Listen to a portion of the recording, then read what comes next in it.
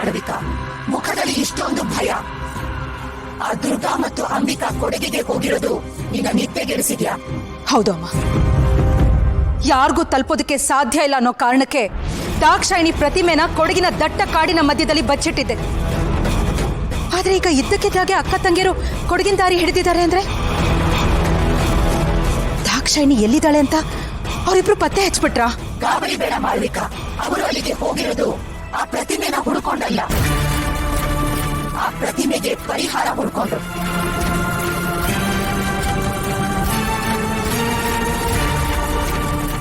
ಏನು ಪರಿಹಾರನ? ಅಂದ್ರೆ ದಾಕ್ಷಾಯಿಣಿನ ಆ ಶಿಲಾರೂಪದಿಂದ ಮುಕ್ತಿಗೊಳಿಸೋ ದಾರಿ ಅವ್ರಿಗೆ ಸಿಕ್ಬಿಟ್ಟಿದ್ಯಾ? ಒಂದ್ ವೇಳೆ ಆಕೆನನ್ನಾದ್ರೂ ಮುಕ್ತಿಗೊಳಿಸ್ಬಿಟ್ರೆ ನಮ್ ಕಥೆನೇ ಮುಗ್ದೋಯ್ತಲ್ಲಮ್ಮ. ಅಷ್ಟು ಸುಲಭವಲ್ಲ ಮಾಡ್ಬೇಕಾ? ಕೊಡಗಿನಲ್ಲಿ ಒಂದು ಪಾಳು ಬಿದ್ದ ಯಾರಿಗೂ ತಿಳಿಯದ ಪುರಾತನ ದೇವಾಲಯ ಇದೆ. ಆ ದೇವಾಲಯದ ಗರ್ಭಗುಡಿಯ ಒಳಗೆ ಒಂದು ಕಲ್ಲಿನ ಡಮರು ಇದೆ.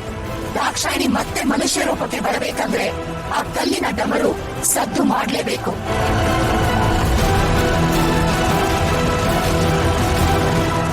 ಏನು? ಕಲ್ಲಿನ ಡಮರು ಸದ್ದು ಮಾಡ್ಬೇಕಾ? ಏನ್ ಹೇಳ್ತಾ ಇದೀರಮ್ಮ? ನೀವ್ ಹೇಳೋದನ್ನ ಕೇಳಿದ್ರೆ ಇದೆಲ್ಲ ತುಂಬಾ ಸುಲಭ ಅನ್ನಿಸ್ತಾ ಇದೆಯಲ್ಲಮ್ಮ. ಅಲ್ಲಿಯೇ ಇರೋದು ಅಸಲಿ ಕಥೆ.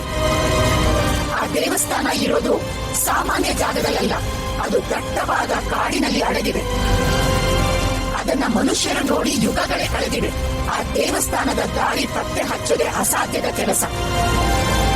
ಒಂದು ವೇಳೆ ಪತ್ತೆ ಹಚ್ಚಿ ಒಳಗ್ ಹೋದ್ರೂ ಆ ದೇವಸ್ಥಾನನ ಕಾಯ್ತಿರೋದು ಸಾಮಾನ್ಯ ಮನುಷ್ಯರಲ್ಲ. ಸಾಮಾನ್ಯ ಮನುಷ್ಯರಲ್ಲ ಅಂದ್ರೆ ಮತ್ಯಾರಮ್ಮ ಆ ದೇವಸ್ಥಾನ ಕಾಯ್ತಾ ಇರೋದು?